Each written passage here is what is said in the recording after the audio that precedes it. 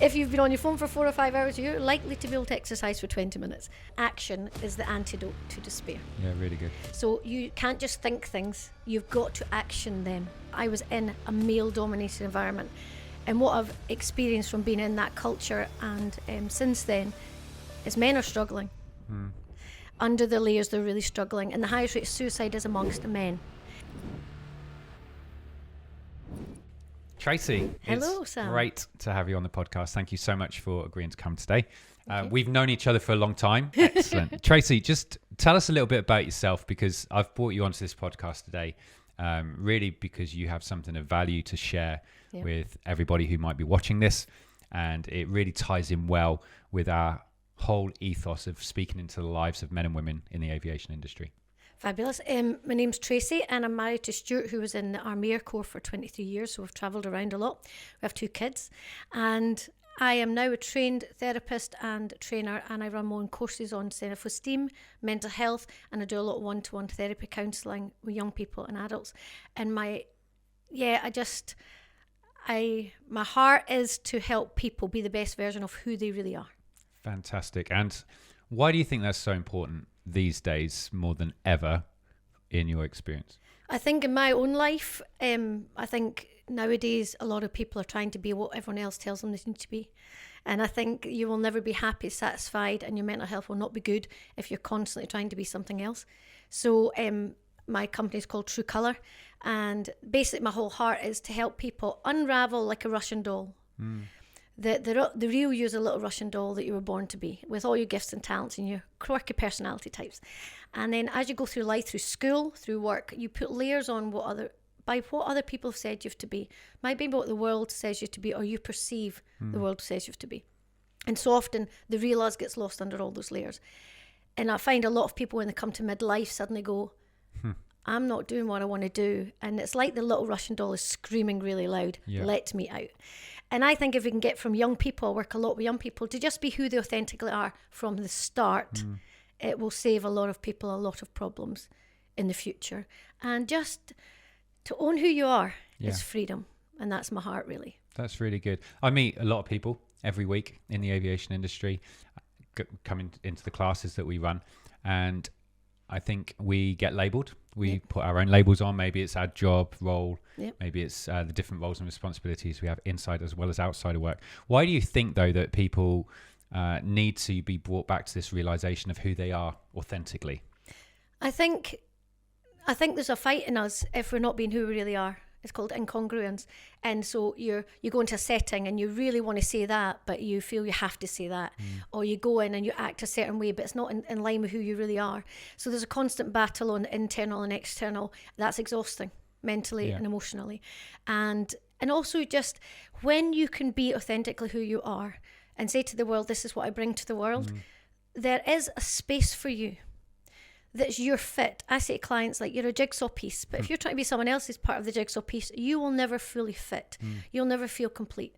But when you start to embrace your personality, your strengths, your gifts, your passions, you then find your own piece, and it fits into the jigsaw, I believe, of the world. And then you are giving the best of you, and other people are receiving the best of you. So all round, mentally, physically, emotionally, it's better for you. But also, you bring better stuff to your job by being who you authentically are. That's really good. I like that. And it's linked in with our values, I'm assuming. Yeah, massively. Yeah. So every week when I see people and people who have talked to me, the aviation industry is predominantly male orientated. It's great that we're getting a lot more women into the industry now, which is fantastic.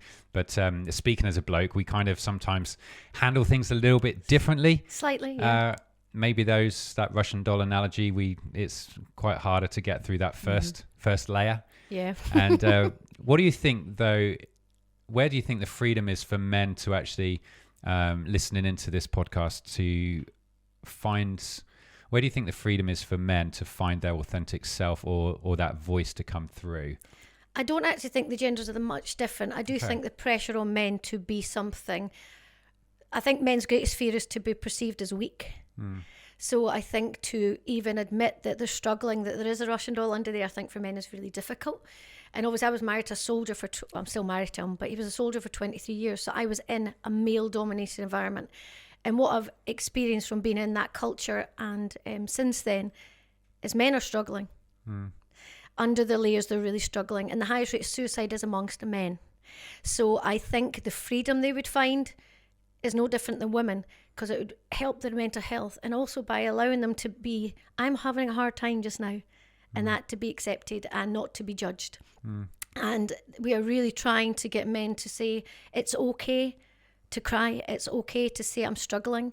And my husband's allowed me to share this. He was in the army for a long time. In the last 7 years, he's really struggled with depression. And he's a man. You know, he's an army man. He's strong. He's resilient.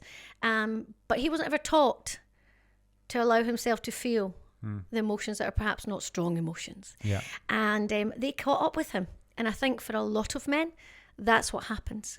And then they don't feel they can share that. And I think now I would just sort of say, men, if you're struggling, share that you're struggling. Yeah. You know, I work with men as well, but some men want to talk to a man. Find a male counsellor, that's okay. One of the tools that we've used and we look at regularly is called the circle of influence and circle of concern. What I really like about that model is it's kind of depicting me in the center, and then there's 3 circles around me. The outer circle is my circle of concern, where things maybe I read on the headlines come into there. Maybe friends, colleagues, customer will just call me, and then all of a sudden it's something that comes into my circle of concern. The next circle inwards is my circle of influence. And I always now, with the coping mechanism I have, I ask myself about every single concern that comes into that sphere, can I have any influence over it? If so, what? Just one thing I can do to have increased influence. If I can, great. I'll also ask, have I got any control over it? Because some things I will. And then those things that I have no influence and no control over, because I don't have an obligation, I'm not responsible for it, and maybe it's something I'm not even passionate about, those things I'll think, well, actually, no, I need to just let them go. Or I need to park them for another time, because I've found if I focus only on the things that concern me, that's usually the quick path to overwhelm. Yeah, massively. And I think the reality is we actually have little control on most of our lives. We're a bit control freaks, and we kind of think we've got control, but actually when we do an exercise called locus of control in therapy, and it's you have 2 circles that you interlink, and there's a little bit in the middle that's your influence, there's a left hand side that's you're in control of, and there's a right hand side that you're not in control of. And so I get my clients to write down what they're concerned about and put them in either one of those 3 spaces. Most of the things that they're really stressed about, they're actually under the heading of no control. But they're expelling a huge amount of energy into things they actually have no control over. Yeah, so if people want to try that, just go over again, how could they practically try this out and draw this out for themselves? So I think you could even go on Google and go locus of control, and there's worksheets. But you draw 2 circles that are interlinking. So you've got a little bit in the middle that is interlinking. On one side, you would put no control above one circle. On the other side, you put control. And then in the bit in the middle, you'd put influence. And then everything that you're concerned about, write them all down on a bit of paper. Empty your mind. I'm very big. It's called brain dump. On a separate sheet of paper. On a separate sheet of paper. Do a brain dump, they call it. Dump every single thing that's going on in your head. Dump, dump, dump, dump, dump until you're empty. Then for each one of those, put it in a control or can't control or I can influence. Yeah, excellent. Once you've got that, then bin the other bit of paper. You've dealt with that. So that's even that, scrounging it up makes you feel like, I've done something about it. Then you look at what you can't control. Turn the page over, and then you're just left with what you can control or what you can influence. Then when you look at what you can control, I would then get clients to do 1, 2, 3, highlight them 1, 2, 3 with a highlighter. Look at number 1. What's 3 actionable steps for number 1? That's it. Very good. So it's called chunking, taking huge mountains, making it down to little chunkable steps, and then action those 3 steps. I find with most of my clients, once they've actioned those 3 steps easily without stress, they go into number 2. 3 more actionable steps, and before they know it, most of the list on their control or influence has been done. But it's not going on inside your head. Everything that goes, if you just keep everything in your head, you will pop. Yeah. I call it a popping point. And you get overwhelmed, or you have a breakdown, or you just cry, or you implode. Yeah. We want to stop popping point. Write it down. Yeah, very Journaling's part of that as well. Right, even for a lot of guys, writing down your emotions. If you don't want to tell anyone, write them down. That way alone is a fantastic mental health tool. But for overwhelm, I work with a lot of students in 6th form. sixth form's intense, yeah. We do this exercise all the time and they go, oh, I got so much studying done. Oh my gosh, got my assignments done. But when they were overwhelmed, they were just looking at the mountain going, ah. Yeah, really good. And it doesn't take long. Yeah, I think that's a great exercise, especially for people to try. Yeah. And we're not now just talking about purely work stuff. We're talking about just Everything. life in general. Life, And it can just help to bring a slightly different Mm. perspective. And I really like it because it puts people into a positive mindset. Massively. When I have an action point and I've broken down something that concerned me and I identified that I actually do have some influence. Yep. And then just knowing I have influence is one thing, but actually that's not necessarily actionable. I need the action points to go, I can now be specific. I'm going to do this. And and then do it. I think that's the other thing, isn't it? Is carrying through on the actions. Yeah, That's so I think important. there's a lady called Lisa Nichols who's a phenomenal speaker in America. She's just Lisa Nichols. Look her up. She's amazing. But she wrote a book called No Matter What. And when I was reading it, it's just so inspirational. It's amazing. But she said action is the antidote to despair.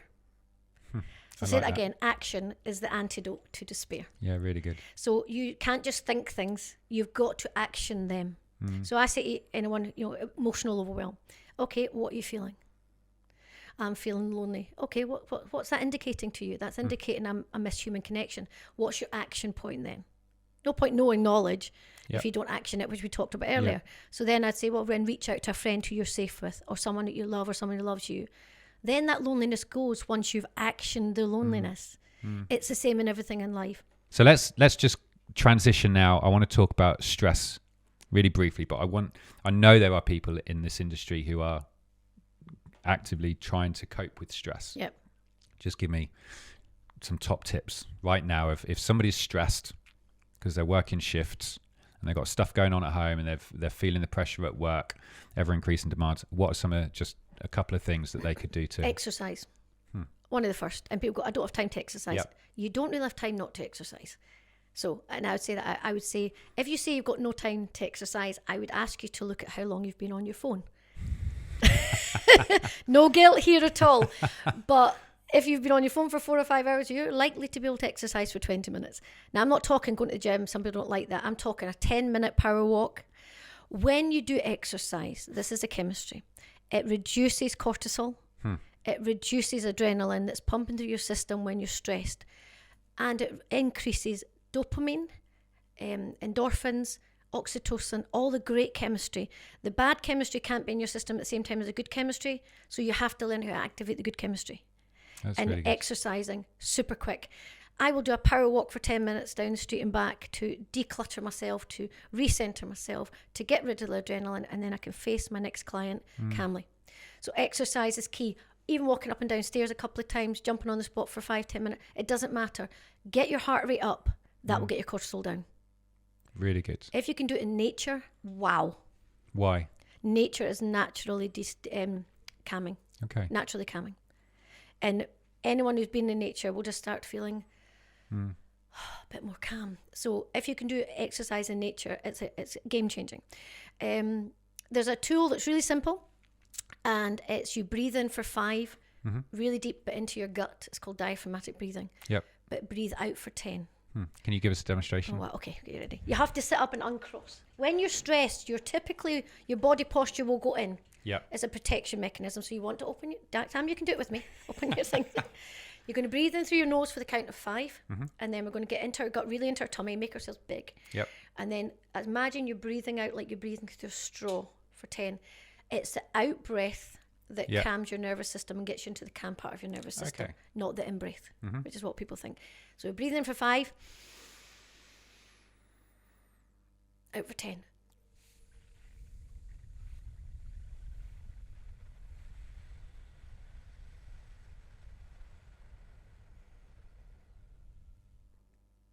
Yeah, breathe in again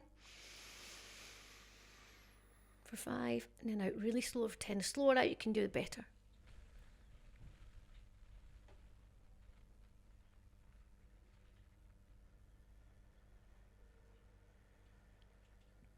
How does that feel in your body, Sam? Feels good. It's great. It literally takes you into your parasympathetic nervous system. It's absolutely fantastic. It's about self-management. So one of the biggest tips I would say is get to know yourself. Yeah. It's called conscious awareness. Become consciously aware of when I get that feeling in my gut, Yep. I'm feeling stressed. do something then. Don't wait until it's carried up to your head. Yeah.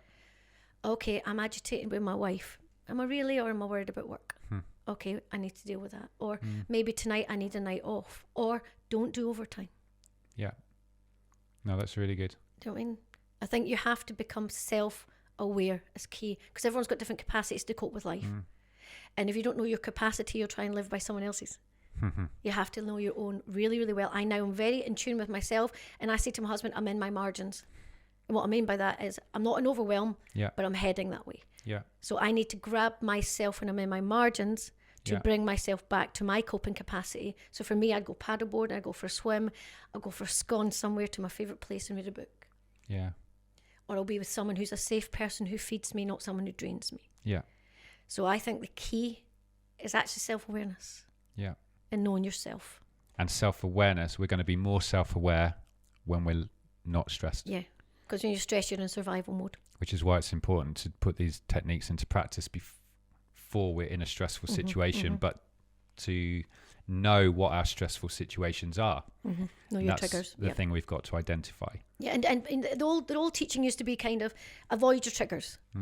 Avoid going to a supermarket if you get a panic attack. No, that's not the training now. If you avoid the triggers, you are saying to your mind, that thing is dangerous. Yeah.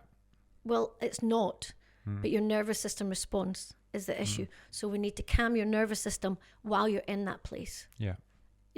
Sometimes you have to have, we call it exposure therapy, slowly exposing you to that place. Yeah. But when you're in work, you have to be in work. And that could be a trigger. So it's like, how do I deal with myself in that place while I do my job well, but not at the cost of my own mental well-being? Yeah, really good. And that's super important. Because I say to clients, I can't afford this. I'll tell you what, you can't afford to be unwell mentally, or you'll be off your job. Yeah. So I think that's really good. And you've given us some really good tips to take away, Tracy. Yeah. So thanks for those. Oh, lovely. Is there anything in parting that you want to leave with people? Yeah, I would just say to people, if you're at, I call it not crisis point, but if you know you're on the edge, and nobody can tell you that other than you know when you're on, get help. Yeah. And how would I get help? Go to your GP, Yeah. but the waiting list is quite long. If you can afford it, go private. Yeah. That's what I say to people, go private. There are a lot of therapists out there. There are a lot of really good, highly qualified therapists out there. And now I'm helping other people. It was the best investment, especially men. So I want you to speak for men, because do not stay quiet. You're not weak. You're human. Yeah. Reach out to a boss, reach out to someone. Organisations often have their mental well-being teams. Reach out and get support and get help. There's loads of online ones that are anonymous. Yeah, really good. Do it.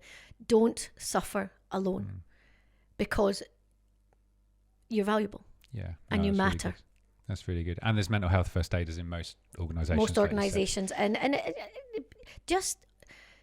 even I remember when I took ill with anxiety, I didn't even know what was wrong with me. I just knew there was something wrong with me. And I remember going to the doctor saying, I have no idea, I think I'm going mad. Yeah. And she said, you've got anxiety neurosis. What on earth is that? Basically, you're having a breakdown. Thanks very much, doctor. That's great. Thank you very much. But she gave me language, and then I got a book on it, and I understood it. It didn't make me feel like I was an alien losing the plot and I was going mad, because it feels like that. I wasn't going mad. My nervous system was too charged. Yeah. And then I got tools and techniques, and obviously recovered, and now I'm a therapist. But please reach out and get help. Yeah, really good.